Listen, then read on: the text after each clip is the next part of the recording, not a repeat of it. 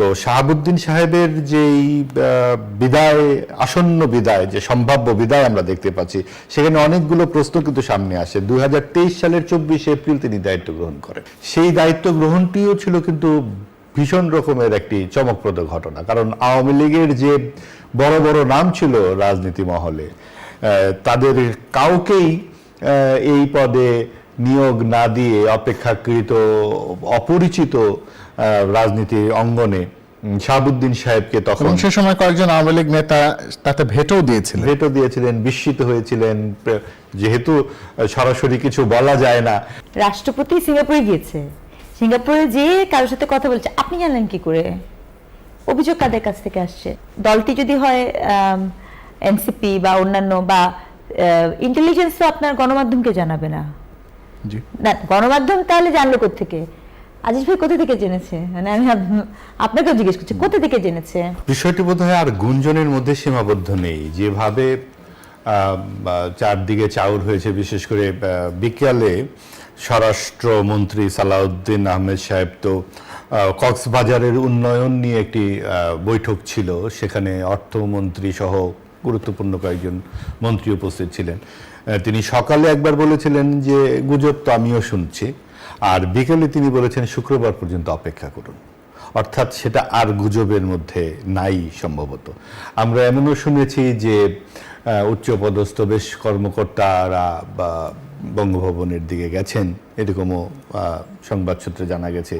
এটাও জানা গেছে যে বঙ্গভবনে রাষ্ট্রপতি তার যে অধিষ্ঠন কর্মকর্তারা আছেন তাদের অনেকেই একটা বার্তা দিয়েছেন যে খুব একটা সময় তার হাতে আর নেই।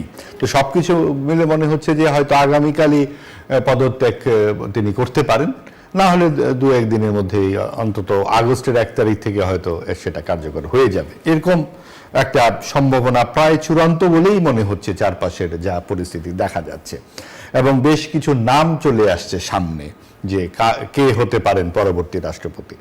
তো শাহাবুদ্দিন সাহেবের যেই বিদায়, আসন্ন বিদায়, যে সম্ভাব্য বিদায় আমরা দেখতে পাচ্ছি, সেখানে অনেকগুলো প্রশ্ন কিন্তু সামনে আসে। 2023 সালের 24 এপ্রিল তিনি দায়িত্ব গ্রহণ করেন। সেই দায়িত্ব গ্রহণটিও ছিল কিন্তু ভীষণ রকমের একটি চমকপ্রদ ঘটনা, কারণ আওয়ামী লীগের যে বড় বড় নাম ছিল রাজনীতি মহলে, তাদের কাউকেই এই পদে নিয়োগ না দিয়ে অপেক্ষাকৃত অপরিচিত রাজনীতির অঙ্গনে শাহাবুদ্দিন সাহেবকে তখন, সে সময় কয়েকজন আওয়ামী লীগ নেতা তাতে ভেটও দিয়েছিলেন, বিস্মিত হয়েছিলেন, যেহেতু সরাসরি কিছু বলা যায় না নেতৃত্বের প্রধান নেতার বিরুদ্ধে, সেহেতু তারা স্পষ্ট করে গণমাধ্যমে কিছু বলেননি, কিন্তু উষ্মা গোপন ছিল না যে উনি কোথার থেকে কি হলেন। তিনি একজন দুদকের পরিচালক ছিলেন, পরবর্তী ব্যাংকে পরিচালক হিসেবে তার অন্তর্ভুক্তি হয়েছিল, এবং পাবনা এলাকায় তিনি খুব পরিচিত রাজনৈতিক ব্যক্তিত্বও ছিলেন না। তো সেই রকম একজন ব্যক্তি 2023 সালের 24 এপ্রিলে 22তম রাষ্ট্রপতি হিসেবে দায়িত্ব গ্রহণ করলেন। কিন্তু কিছুদিন পরে বাংলাদেশের যে রাজনৈতিক প্রেক্ষাপটে আমরা যত দূর জানি এবং বুঝি, রাষ্ট্রপতি তো অনেকটা অলংকারিক পদ, যদিও খুবই সম্মানিত পদ, কিন্তু বিভিন্ন সময়ে এই পদটি কিন্তু খুবই গুরুত্বপূর্ণ হয়ে যায় বিভিন্ন সাংবিধানিক পরিস্থিতিতে, যেটা হয়েছিল 24-এর গণ অভ্যুত্থানের সময়ে বা তার পরপর। তখন কিন্তু রাষ্ট্রপতি এই শাহাবুদ্দিন আহমেদকে নিয়ে ভীষণ রকম বিতর্ক তৈরি হয় যে তিনি তো ফ্যাসিস্টের সহযোগী, যেহেতু আওয়ামী লীগের বিরুদ্ধে এতগুলো অভিযোগ এসেছে, হত্যাকাণ্ড থেকে শুরু করে নানান কিছু, তো তিনি কেন নন? এরকম একটা বিষয় তখন আন্দোলনকারী সকল পক্ষ থেকে উত্থাপিত হয়েছিল। কিন্তু একটি সাংবিধানিক শূন্যতা তৈরি হবে রাষ্ট্রপতির অনুপস্থিতিতে, এই চিন্তায় বিএনপি কিন্তু সেটা সমর্থন করেনি। সেই কারণেই রাষ্ট্রপতি শাহাবুদ্দিন এখন পর্যন্ত তার দায়িত্বটা পালন করে চলেছেন। আর আচমকাই এটা কেন, সেইটা তো আসলে এখনো জানা যায়নি। যে এতদিনই চললো, যখন 28 সালের এপ্রিল পর্যন্ত সময় ছিল, যদিও এটা খুব বেশি ভাবার কিছু নাই, কারণ বিএনপি 2/3 আসনে নির্বাচিত হয়েছে। তারা যে শেষ পর্যন্ত তাদের একজন রাজনৈতিক ভাবাদর্শের নিকটবর্তী কাউকে রাষ্ট্রপতি পদে রাখতে চাইবেন, এটাই তো সঙ্গত বলে মনে হয়। আচ্ছা, আমি আরেকটা জায়গায় একটু আসতে চাই, সেটি হলো যে বেশ কিছু গুঞ্জন এসেছে। রাষ্ট্রপতি তিনি চিকিৎসার জন্য কিছুদিন আগে দেশের বাইরে গিয়েছিলেন এবং সেখানে ভারতে থাকা পলাতক সাবেক প্রধানমন্ত্রী শেখ হাসিনার সঙ্গে তিনি ফোনালাপ করেছেন, এমন একটা গুঞ্জন এসেছে। আবার এমন গুঞ্জনও এসেছে বিএনপি তাকে পদত্যাগ করার জন্য অনুরোধ করেছে এবং তিনি সেখানে সময় চেয়েছিলেন এই মাসের শুরুর দিকের ঘটনা, এমনটা বলা হচ্ছে। এবং এছাড়াও আরো বেশ কিছু কারণ সামনে এসেছে। এখন বিষয়গুলো হচ্ছে যে যদিও ফোনালাপের যে বিষয়টি আছে সেটি নিয়ে রাষ্ট্রপতি নিজেই উড়িয়ে দিয়েছেন এবং তিনি বলেছেন যে এটি আসলে গুজব বা কাল্পনিক। তো মূল জায়গাটা আসলে কি হতে পারে? জি, তিনি যেটা বলেছেন এই টেলিফোন সংক্রান্ত একটি বিষয়ে তিনি এক সাংবাদিককে টেলিফোন করেছেন। এক সাংবাদিক ভদ্রলোক এটা ফেসবুকে লেখবার পর তিনি তাকে ফোন করে বলেছেন যে টেলিফোন করতে হলে লন্ডনে যেতে হবে কেন, সেটা তো আমি ঢাকা থেকেও আমি ফোন করতে পারতাম। তো এটা তো আসলে সত্য না, এটা উনি দাবি করেছেন। তো এটা ঠিকই যে টেলিফোন করতে হলে তাকে লন্ডনে যেতে হবে কেন, আর টেলিফোন উনি করেছেন কিনা এটা তো আমরা সেভাবে জানি না। নিশ্চয়ই কিছু তো একটা ঘটনা যদি ভিতরে না থেকে থাকে, আচমকাই এই প্রসঙ্গটা কেন আসবে সেইটা তো আসলে আমাদের পক্ষে ধারণা করাটা একটু কঠিন। তবে তার স্বাস্থ্য খারাপ এটা তিনি বলেছেন, যে আমার শরীর খুবই খারাপ, হাঁটা চলায় আমার অসুবিধা, এটা তিনি বলেছেন। স্বরাষ্ট্রমন্ত্রী এটাও বলেছেন যে কোন রাষ্ট্রপতি যদি স্বাস্থ্যগতভাবে খারাপ বোধ করেন বা সাংবিধানিক কোনো পরিস্থিতি তৈরি হয় তাহলে তিনি পদত্যাগ করতে পারেন এবং সেটা স্পিকারের কাছে তাকে পদত্যাগ করতে হবে। এবং যেটা আমরা আসলে বুঝতে পারছি যে রাষ্ট্রপতি আমাদের যে চলতি সংবিধান সেই হিসেবে রাষ্ট্রপতির হাতে খুব ক্ষমতা না থাকলেও আগামী যে নির্বাচন হবে অথবা যে কখনো যদি সাংবিধানিক শূন্যতা তৈরি হয় তখন কিন্তু রাষ্ট্রপতি খুবই গুরুত্বপূর্ণ একজন ব্যক্তি। তো সেই ক্ষেত্রে বিএনপি অবশ্যই খুব বুঝে শুনে দেশের স্বার্থ, তার দলের স্বার্থ, মানুষের স্বার্থ সবকিছু দেখেই একটি গুরুত্বপূর্ণ সিদ্ধান্তই তাকে নিতে হবে। ঠিক তাই। আমরা আসলে আরেকটা বিষয় একটু আসতে চাই যে আসলে নতুন রাষ্ট্রপতির আলোচনায় আমরা অনেকের নাম শুনতে পাচ্ছি, বিএনপির ভেতর থেকে নাম শুনতে পাচ্ছি, এমনকি বিএনপির বাইরে থেকে মন্ত্রিপরিষদ সচিব তার নামও শোনা যাচ্ছে। এখন আসলে মূলত রাষ্ট্রপতি নির্বাচনের প্রক্রিয়াটা আসলে কি এবং কিভাবে নতুন রাষ্ট্রপতি নির্বাচন করা হয় এই বিষয়টা আপনার কাছ থেকে একটু শুনি। আসলে এইরকম পরিস্থিতি যেটা আমাদের সামনে উপস্থিত সেটা হচ্ছে এখন স্পিকারের কাছে রাষ্ট্রপতিকে পদত্যাগ করতে হবে, তারপরে 3 মাস সময়ের মধ্যে রাষ্ট্রপতি নির্বাচন অনুষ্ঠিত হবে এবং সংসদের ভোটাভুটি। এখন 2/3 আসন কিন্তু বিএনপি, এখানে তো আর নির্বাচনের কোনো অপেক্ষা রাখে না। এখানে আসলে বিএনপি নেতৃবৃন্দ যাকে মনোনয়ন দেবেন তিনি নির্বাচিত হয়ে আসবেন, সরল সিধা, যেটা একদম পরিষ্কার বোঝা যায়। এখন বিষয়টা হচ্ছে যে কাকে বিএনপি, বিশেষত বিএনপির চেয়ারম্যান তারেক রহমান কাকে মনোনয়ন করবেন, এবং সেটা নিশ্চয়ই অনেক পজিটিভ নেগেটিভ অনেক কিছু চিন্তা তাকে করতে হবে। এবং যেহেতু আপনার সামনে নির্বাচন হবে, আপনার 30 সালে নির্বাচন, 28 সাল পর্যন্ত এই প্রেসিডেন্টের মেয়াদ রয়েছে, কিন্তু যিনি নির্বাচিত হবেন তিনি কিন্তু ওই নির্বাচন অতিক্রম করেই যাবেন। আমরা যাদের নামগুলো শুনছি, বিশেষ করে ক্যাবিনেট সচিবের নামটি একেবারেই আকস্মিকভাবে এসেছে, বিএনপির রাজনীতির সাথে কখনোই তার কোনো নাম শোনা যায়নি। তো সেটি কেন এটা আমরা এখনো জানি না। তবে অন্তত একজন রাজনীতির ছাত্র হিসেবে আমি মনে করি যে বিএনপির যারা দীর্ঘকাল ধরে বিএনপির রাজনীতি করেছেন এবং বিএনপির সুখে দুঃখের সাথে রাজপথে ছিলেন, সেরকম একজন পোর খাওয়া রাজনীতিবিদকেই রাষ্ট্রপতি করলে ব্যক্তিগতভাবে আমার পছন্দ হবে। তিনি শুক্রবার পদত্যাগ করতে পারেন, তাহলে তার পরবর্তী সময়ের রাজনীতি আসলে কেমন হবে? সেটি কি আসলে এখন যে যেমন রাজনীতি চলছে সেই স্বাভাবিক গতিতেই চলবে, নাকি সেখানেও কোনো পরিবর্তন আসার সম্ভাবনা বা শঙ্কা দেখেন?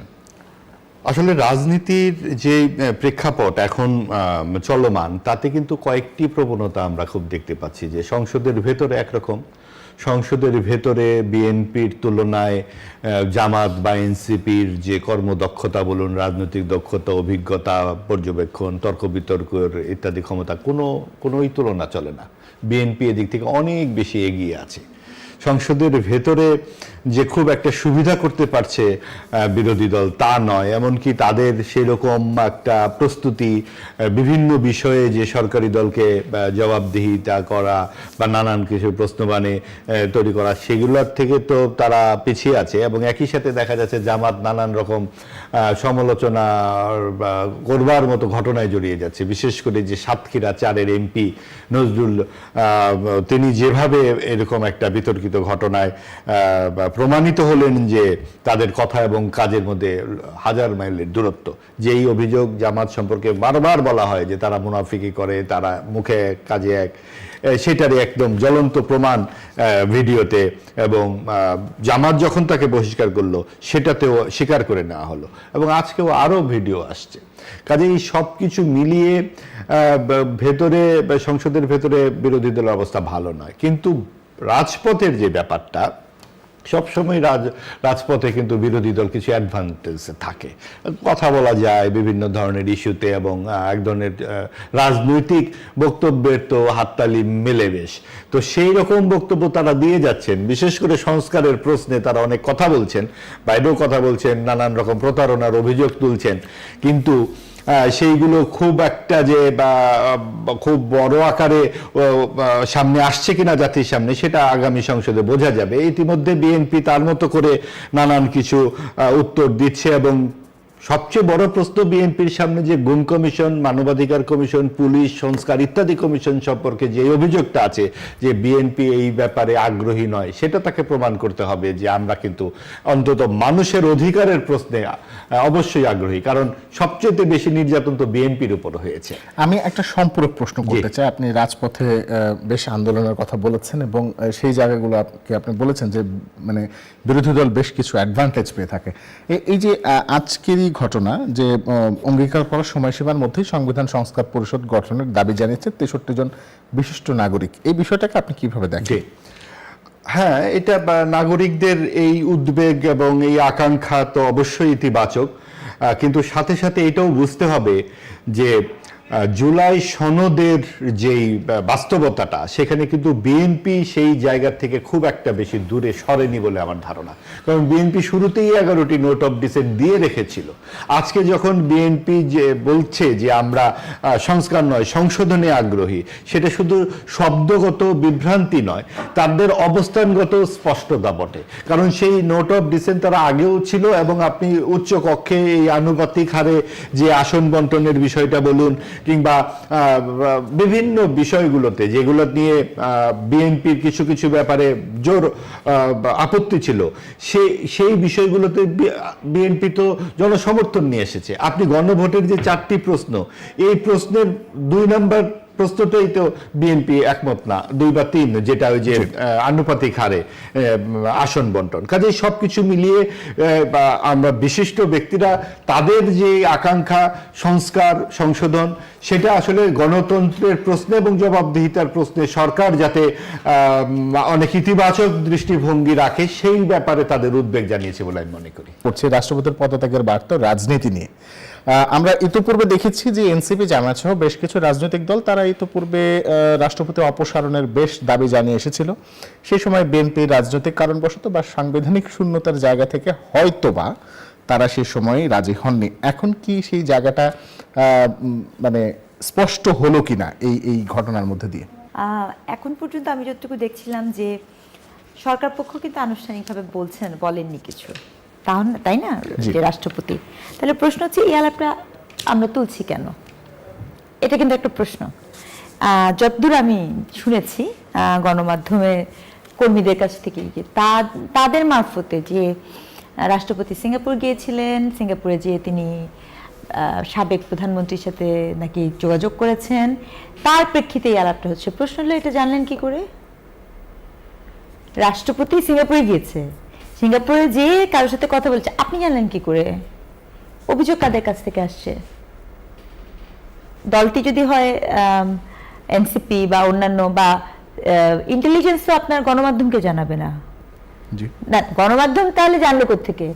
আজিজ ভাই কোথা থেকে জেনেছে? মানে আমি আপনাকেও জিজ্ঞেস করছি, কোথা থেকে জেনেছে? আমাদের ডিজেফাই, আমাদের যারা ইন্টেলিজেন্স আছে, তারা নিশ্চয়ই কোনো দলকে সার্ভ করে না, বা তারা সরকার পক্ষকে সার্ভ করে, বা তারা আমার গণমাধ্যমকেও কিন্তু সার্ভ করে না। কিন্তু আমার প্রশ্ন হচ্ছে এই আলাপটা সত্যতা, এই আলাপটার যৌক্তিকতা বা কোনো কিছু, এটা আসলে কিভাবে আসে? 1 নাম্বার প্রশ্ন। 2 নাম্বার প্রশ্ন, আমি আরেকটা প্রশ্ন করি আপনাকে, সেটি হচ্ছে যে ইট ইজ ভেরি উইয়ার্ড না, ধরেন একটা কথা বলি, শেখ হাসিনা কোথায় আছে? আপনি এই মুহূর্তে শেখ হাসিনা কোথায় আছে? ভারতে। আচ্ছা, আপনি জানেন ভারত, তাই না? এটা একটা প্রশ্ন আমি এই জন্য করছি, শেখ হাসিনা ভারতে আছে, আপনি যখন শেখ হাসিনার বিচার কার্য কমপ্লিট করলেন তখন আপনি তো জানেন শেখ হাসিনা কোথায় আছে। তো শেখ হাসিনার কাছে তার যে বিচার হচ্ছে, বিচারিক প্রক্রিয়া, এই জন্য তাকে চিঠি বা উকিল নোটিশ এগুলো কিভাবে পাঠিয়েছেন? ভারতীয় দূতাবাসে পাঠিয়েছেন? তার মাধ্যমে শেখ হাসিনার কাছে পৌঁছেছেন? পৌঁছাননি। তাহলে এটা উনি পেল না। আপনি তো বলতে পারবেন আমি জানি না উনি কোথায় আছে। আপনি যখন জানেন যে আমি এখানে নাই, আপনি বলছেন আপনি জানেন আমি নাই, তাহলে আমার এইখানকার অ্যাড্রেসে আমাকে তো খোঁজ করে কোনো লাভ নেই। আপনি তো জানেন কোথায় খোঁজ করলে আমাকে পাবেন, তাহলে সেখানে কেন নোটিশ দেননি? এই প্রসঙ্গটা এই জন্য বলছি যে কিছু কিছু জায়গায় আপনি যখন একটা বড় ফ্রেমের মধ্যে দিয়ে ভাববেন, একজন রাষ্ট্রপতি, দেখেন রাষ্ট্রপতি শাহাবুদ্দিন আহমেদ চুপু, উনি থাকবেন কি থাকবেন না সেটা আমার কনসার্নের বিষয় না। আমার কনসার্নের বিষয় আপনি প্রসেসটা কিভাবে যাচ্ছেন। আমি এই আলাপটা কেন 2 দিন পর পর নিয়মিত বিরতিতে, শব্দটা হচ্ছে নিয়মিত বিরতিতে এই আলাপগুলো তুলি কেন? ধরেন রাষ্ট্রপতি শপথ গ্রহণের আগেই তো আপনি যে রাষ্ট্রপতি শপথ পাঠ করালেন, রাইট, তখনই তো আপনি রাষ্ট্রপতির বিপক্ষে বলতে পারতেন, এবং সেটা 1বার 2বার না, আপনি ইন্টারিমের সময়কালীন সময়ের কথা চিন্তা করেন, তখনও তো রাষ্ট্রপতি শপথ পড়ালেন, তখনও কিন্তু আপনি আলাপ তুলতে পারতেন। তাহলে যখন আপনার ব্যাপারগুলো কি এরকম, কাজের বেলায় কাজ ফুরালে তুই বেটা মাত্র মস্ত বড় পাজি, এরকম কিনা? এই যে পুরো প্রক্রিয়াটা, এই প্রক্রিয়াটার আমি বিরুদ্ধাচরণ করছি। উনি রাষ্ট্রপতি পদে থাকা ওনার প্রয়োজন অপ্রয়োজন, উনি রাষ্ট্রপতি হিসেবে, আমি ব্যক্তিগতভাবে এটাও বলতে চাই, দেখেন দেশটা যখন ভীষণ রকমের একটা ইসের মধ্যে ছিল, একটা টালমাটাল অবস্থায় ছিল, তখন একজন রাষ্ট্রপতির যে রোল নেওয়ার কথা, আমি কিন্তু ব্যক্তি মানুষ হিসেবে তাকে সেভাবে পাইনি। আমি 5ই অগস্টের পরবর্তী সময়কালীন সময়ের কথা বলছি, যখন আমার দেশের কেউ ছিল না, তিনি ছিলেন রাষ্ট্রের প্রধান, তখন কিন্তু আমি তার কোনো অবস্থান, তার কোনো ওভাবে পাইনি, তার কোনো যোগাযোগ বা কিছু আমি ওইভাবে তাকে দেখিনি। তো সেই জায়গাটা থেকে আমি ব্যক্তিগতভাবে রাষ্ট্রপতি আমাকে জিজ্ঞেস করলে আমি যে উনার উপরে খুব প্রেজ বা খুশি, এটা আমি বলছি না, কিন্তু সবকিছুর একটা প্রক্রিয়া আছে। কোনো পার্টিকুলার দলের প্রেসারে পড়ে রাষ্ট্রপতি পদ ক্ষুণ্ণ করা যায় না, এটা একটি সাংবিধানিক একটা জায়গা। কিন্তু রাষ্ট্রপতির পদটিকে, রাষ্ট্রপতি যদি এমন কোনো রাষ্ট্রবিরুদ্ধ কোনো কাজের বিষয় থাকে, সেটার দায়ভার কিন্তু আমার আপনার উপর বর্তাবে না, সেটার জন্য সুনির্দিষ্ট কর্তৃপক্ষ আছে, তারা সেটির বিষয় করবে। তবে আমি একটা কথা বলতেই চাই, সেটি বিষয়ে যাহাই সিদ্ধান্ত হোক, যেহেতু এই বিষয়গুলো আমরা গণমাধ্যমের মারফতে জানি, আমাদের কিন্তু গণমাধ্যমের মারফতে এটাও জানতে হবে, তাহলে জানাতে হবে ঘটনাটা আসলে ঘটেছে কি। জি, ধন্যবাদ। আমরা আরেকটা বিষয় একটু আলাপ করতে চাই, সেটি হলো যে কিছুক্ষণ আগে সাংবাদিক মাহবুব আজিজ তিনি বলছিলেন যে সাতক্ষীরা 4 আসনের যিনি এমপি, যাকে জামায়াত থেকে গতকালকেই বহিষ্কার করা হয়েছে নৈতিক স্থলনজনিত কারণে, এই ধরনের ঘটনায় কি আসলে তিনি সাংসদ থাকতে পারবেন কিনা বা সংসদ সদস্য থাকতে পারবেন কিনা? অতীত ইতিহাস, লতিফ সিদ্দিকী বা তার পূর্বে এরকম 2বার ঘটেছে, এখন পর্যন্ত 2 থেকে 3বার ঘটেছে, তো সেসব সময় আসলে কি হয়েছিল একটু জানতে চাই আপনার কাছে মাহবুব আজিজ। জি, দেখুন এই ধরনের ঘটনায় জামাত তো আসলে নিজের দলের ইমেজ রক্ষার্থে যা করবার তা করে ফেলেছে, খুব দ্রুত গতিতে একটা সিদ্ধান্ত নিয়েছে এবং সিদ্ধান্তটি ভালো, যেটাই নেওয়া দরকার ছিল সেটা তারা নিয়েছে, তাকে দল থেকে বহিষ্কার করেছে। তারপরেই জামাতের যেটা করা উচিত সেটা ইসির কাছে জানিয়ে এবং সেখান থেকে তাকে তার যাতে সদস্যপদ চলে যায় সেই বন্দোবস্ত করা দরকার, কারণ নানান আইনের কিন্তু স্পিকার এবং ইসিতে জামাত চিঠি দিয়েছে ব্যবস্থা নেওয়ার জন্য, এবং সেই জায়গাতে যদি তারা অটুট থাকে যে আমরা তাকে আর ওন করছি না, কারণ নানান আইনের মারপ্যাচে কিন্তু এটা আবার জিয়ে রাখার একটা সম্ভাবনা আছে, এবং তার জামাত এখন মুখে একটা বলবে, করবে কিন্তু আরেকটা। এটাই তাদের রাজনৈতিক আদর্শের আমাদের উদাহরণ আছে সামনে। আপনি দেখুন যে এই ভদ্রলোকের নিজেরই তো সরে যাওয়া উচিত ছিল, পদত্যাগ করা দরকার ছিল। কারণ আপনি একটা 5 মাস বয়সী আপনি সংসদ সদস্য, আপনার বয়স 72, আপনি একজন 18 বছরের কিশোরীর সঙ্গে আপনি বলছেন যে আমার দ্বিতীয় স্ত্রী, তারপরে, এবং সেটাও কাজী সাক্ষ্য এসে গেছে যে তাকে কিছুদিন আগেই সিগনেচার করতে হয়েছে। এইসব তো সাক্ষ্য প্রমাণের বিষয় না, এটা তো চরম একটা আপনার যুক্তিহীন আচরণ। কারণ আপনি প্রথম স্ত্রীকে নিয়ে তো আপনি হোটেলে যাচ্ছেন না, আপনাকে কেন দ্বিতীয় স্ত্রীকে নিয়ে হোটেলে যেতে হয়, বা বিভিন্ন অফিসে এভাবে আপনাকে ধরা পড়তে হয়? কাজে এইসব বিতর্কের বিষয় না, এটা হচ্ছে যে তার যে অবস্থানগত ব্যাপারটা, এটা সাধারণ মানুষ নন, তিনি একটা সংসদ সদস্য, তিনি দায়িত্ব জ্ঞানহীন আচরণ করেছেন, অরুচিকর আচরণ করেছেন, তার সরে যাওয়া উচিত। ধন্যবাদ।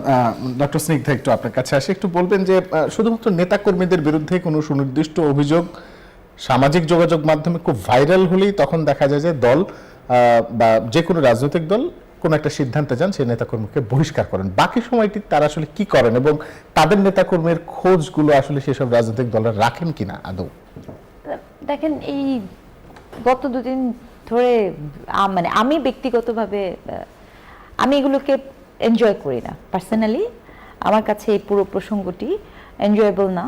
আমি খুব স্পষ্ট একটা কথা আমি নিজেও মনে করি যে ব্যক্তিগত, এটা কোনো দলগত জায়গা না, এটা একটা আমার একটা নৈতিকতার জায়গা থেকে কারো ব্যক্তিগত ফোন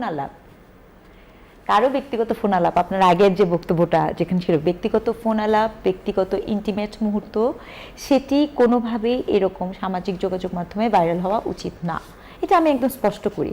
দেখেন, আমি আরও যেটা পরবর্তীতে আরও যখন দেখলাম বা শোনার বোঝার যতগুলা, এটা তো আমি তো দেখার চেষ্টা করিনি, আমার অ্যালগরিদমে যেটা আসছে, তো সেখানে দেখা যাচ্ছে যে ওই যে তরুণীটি, সেটা আসলেই তার ওয়াইফ কিনা সেটি নিয়ে এক ধরনের দুবিধা তৈরি হয়েছে। আমার দেশ পত্রিকার নামটি উল্লেখ করে বলছিলাম, কারণ বলবো কারণ দায়ভারটা তো আমি নিব না। আমার দেশ পত্রিকা একটি ফোন আলাপ ফাঁস করেছে, যেখানে কাজী বলছেন যে আসলে তিনি বিয়েটা তাকে দেখেননি, তার বয়সের সাথে গড় মিল আছে। তার মানে ওই মেয়েটি কিন্তু একটি অপ্রাপ্তবয়স্ক মেয়ে। যদি সেটি হয়ে থাকে, আমরা তো সেই মেয়েটার চেহারাটাও দেখলাম, তাই না? এবং সেই মেয়েটার তো একটা পুরো জীবন পড়ে আছে। তো এগুলো একজন গবেষক হিসেবে, একজন নারীবাদী চিন্তক হিসেবে কিন্তু আমার জন্য ভীষণ রকমের অস্বস্তিদায়ক একটা ব্যাপার। এটা হচ্ছে প্রথম কথা। দ্বিতীয় কথা, এটা খুব কি বলবো, অচিরেই হয়তোবা, নারীবাদী স্কলার হিসেবে আমি একটা কথা বলি, অচিরেই হয়তোবা দেখা যাবে আমাদের ভাবতে হবে আমরা প্রথম বউদের জন্য আলাদা করে সেপারেট অধিকারের জন্য আবার আন্দোলন করতে হয় কিনা।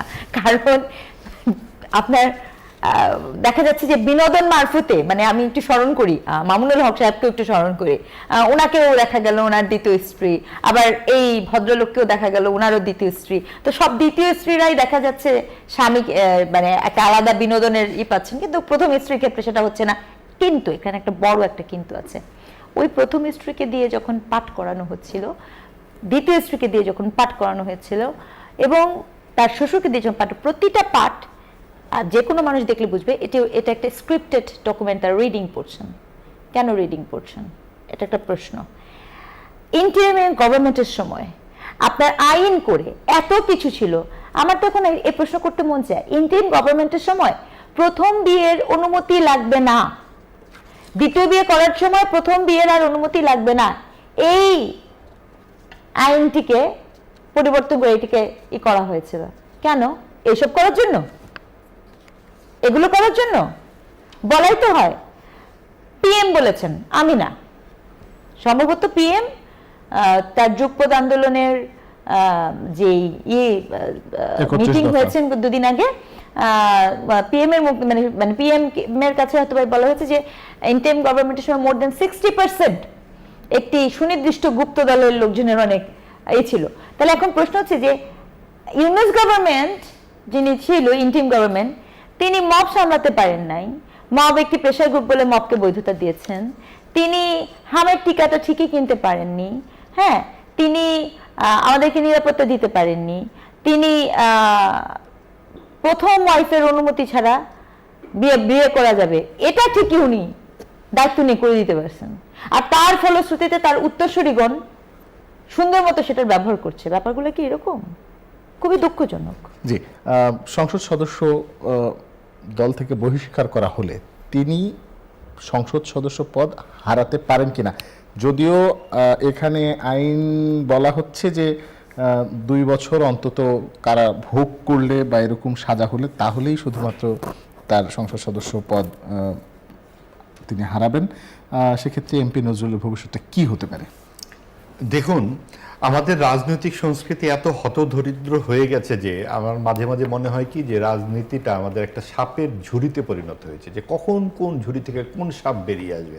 আপনার মনে পড়ে আওয়ামী লীগের মানে শেষের দিকের পরিস্থিতি, যে আপনার ছাগলকাণ্ড বেরোচ্ছে, আপনার এটা যদিও রাজনীতিবিদ করেনি কিন্তু রাজনীতি সংশ্লিষ্ট, ক্ষমতার সাথে তারা সংশ্লিষ্ট ছিলেন। আপনার একদিনে 4টা ফ্ল্যাট কিনে ফেলছে গুলশানে, আপনার বিরাট বিরাট সব দুর্নীতির খবর বেরোচ্ছে, এইখানে একে মেরে ফেলছে, সে তারটা লুণ্ঠন করছে। এখন আপনি বলতে পারেন ভাই এটা তো ব্যক্তিগত আলাপ, একজন প্রেম করবে না, আপনারা ছবি তুলে ফেলবেন, আপনারা টেলিফোন তুলে ফেলবেন। ভাই এটা যে কোনো মানুষ নয় তো, আপনি একটা দায়িত্ববান মানুষ, তা আপনি কি করছেন এগুলো যদি আপনি হোটেলের লবিতেই এই সমস্ত করেন সেগুলো তো ছবিতে চলে আসবে, এবং তখন এটা আটকানোর কিছু নাই। এটা সাধারণ একটা রাম শ্যাম যদুমধু না, করিম রহিম না, আপনি একজন জনগণের প্রতিনিধি, এবং সেই জায়গায় আপনি এই ধরনের কাজ যদি করেন তাহলে সেটা অবশ্যই জবাবদিহিতার আওতায় আসবে, এসে যাবে। এই জায়গায় ওই ধরনের কথাবার্তা বলে ধামাচাপা দেওয়ার কোনো সুযোগ নাই যে এটা তো ঠিক হলো না, আপনি আড়ি পাতবেন কেন?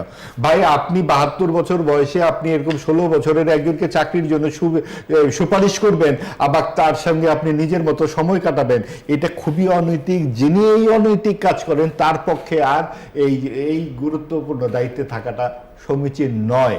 এবং যেই নৈতিকতার কথা বলে জামায়াতে ইসলামী, যে ইসলামের কথা বলে, সেই ইসলামও এটা সমর্থন করে না। এবং কাজেই আপনি কোনোভাবেই আইন কানুনের কথাবার্তা বলে, অনেকেই বলে এটা শরীয়ত বিরোধী নয়, বিয়ে তো করতেই পারে, আরো 2টা করতে পারে। তো একজন আপনার যেই গুপ্তের কথা বলেছেন প্রধানমন্ত্রী, তো গুপ্ত হিসেবে কখনো তারা আওয়ামী লীগে ধরা পড়ে, কখনো তারা বিএনপিতে ধরা পড়ে, কখনো তারা হোটেলে ধরা পড়ে।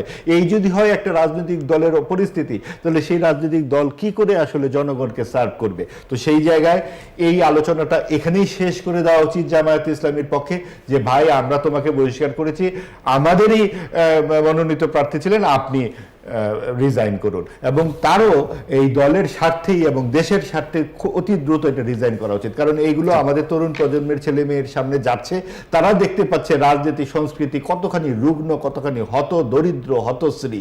এইখানে কোনো আদর্শ নৈতিকতার চর্চা হবার কথা, এখানে কল্যাণবাদী বা এক ধরনের আদর্শের কথা বলবার কথা, সেখানে মানুষকে আইন প্রণয়ন হবে, কিভাবে দেশের উন্নতি হবে, তা না করে কিভাবে বিয়ে করবে, কিভাবে টেলিফোনে কথা বলবে, এইসব বিষয়গুলো নিয়ে যদি আমাদের রাজনীতিবিদরা ব্যস্ত থাকে, সেটা কোনো কাজের কথা হতে পারে না। জি, ধন্যবাদ। আমরা একটু ডক্টর স্নিগ্ধা আপনার কাছে আসতে চাই। একই বিষয়, যে আসলে তিনি সংসদ সদস্য পদের জন্য আসলে আর যোগ্য আছেন কিনা, বা আইন অনুযায়ী আসলে কি হতে পারে? না, এটা তো দেখেন, আমি তো দেখলাম যেটা সম্ভবত 70 ধারা অনুযায়ী সাংসদের, সেই জায়গাটা থেকে আসলে উনার সাংসদ পদ তো বিচ্যুত হওয়ার কোনো কারণ নেই, বিকজ ধারা অনুযায়ী যেটা আছে। কিন্তু ব্যাপারটা কিরকম জানেন? ব্যাপারটা অনেকটা এরকম, যে আমি এটা সবসময় বলেছি যে বয়স দিয়ে সেটি আমি এটি বলেছিলাম হচ্ছে আরেকটির সাথে, যে যারা এখন এই সংসদে অনেক তরুণ আছে কিন্তু, হ্যাঁ, এবং তারা এমন কিছু আচরণও করেন, শুধু এই সংসদের কথা বলবো না, আপনি নিশ্চয়ই দেখেছেন যে আমাদের অনেক মানে উনি ছাড়াও এমন কিছু ভাষার ব্যবহার সংসদে হচ্ছে, এমন কিছু আচরণের ব্যবহার হচ্ছে, যেটা কিনা সংসদ সুলভ। একজন সাংসদ কি কিন্তু পলিসি মেকার, উনি কিন্তু এক ধরনের কাইন্ড অফ আমাদের একজনের গার্ডেন, তাই না? সেই সুলভ আচরণ না। সেই জায়গাটা থেকে আপনার এই নৈতিকতার বিষয়গুলো, কেন আমরা একজন ঋণ খেলাপিকে সংসদে দেখতে চাই না, কেন আমরা একজন ইসেকে সংসদে দেখতে চাই না, তার কারণ তিনি একটা ঋণ খেলাপি হওয়া মানে হচ্ছে আপনি একটা আপনার যে রাষ্ট্রের যে স্কলন, সেই স্কলনের সাথে আপনি যুক্ত। তাহলে যদি সেটি যুক্ত হয়, আমার তো মনে হয় যদি এরকম কিছু ধারা থেকে থাকে, সেই ধারাটিও চাইলে এই সংসদে পুনরায় পাঠ করানো উচিত। এবং আমি আপনাকে বলি পৃথিবীর যে কোনো দেশে আপনার নিশ্চয়ই Clinton is a very clean image president. He was a very clean image president once upon a time before the case of Monica Lewinsky, right? Yes, yeah. তো মনিকা লিউনেস্কির ঘটনাটা আসার পরে কিন্তু এরকম ক্লিন ইমেজের যে লোকটাকে মোটামুটি দেশের অনেক মানুষ, আমেরিকার প্রেসিডেন্ট কিন্তু ওই বারাক ওবামা ছাড়া ওইভাবে জনপ্রিয়তা দেখে ক্লিনটনকে আপনাকে ধরতে হবে। তার আগে কিন্তু এরপরে যা হয়েছে দুনিয়াতে মানুষ কিন্তু খুবই নানাভাবে আমেরিকান প্রেসিডেন্ট অনেক আলোচিত, কিন্তু সেখানেও আপনি খেয়াল করবেন নট অনলি ক্লিনটন, পুরা পৃথিবীর যে কোনো উন্নত দেশে এই যে ওয়াইফের সাথে সম্পর্ক ছাড়া অন্য মানে এই যে বিষয়গুলোকে কিন্তু ভীষণ গুরুত্বের সাথে দেখা হয়। সেখানে আমার দেশ এক অদ্ভুত দেশ, বুঝছেন? আমার দেশে আমি আসলেই বুঝি না, আমি জানি যে কথাটা হয়তোবা বলা আমার উচিত হবে না, কিন্তু তারপরে আমি বলি আমি আসলেই বুঝি না যে আমার দেশে কি হেতু কারণে আমাদের যারা এমপি সংসদেরা যান তাদের এই এখন পর্যন্ত 2026 এসে এই যে এই নারী ঘটিত বিষয় থেকে, হ্যাঁ, এই বিষয়গুলো থেকে তারা কেন মানে সরতে পারেন না।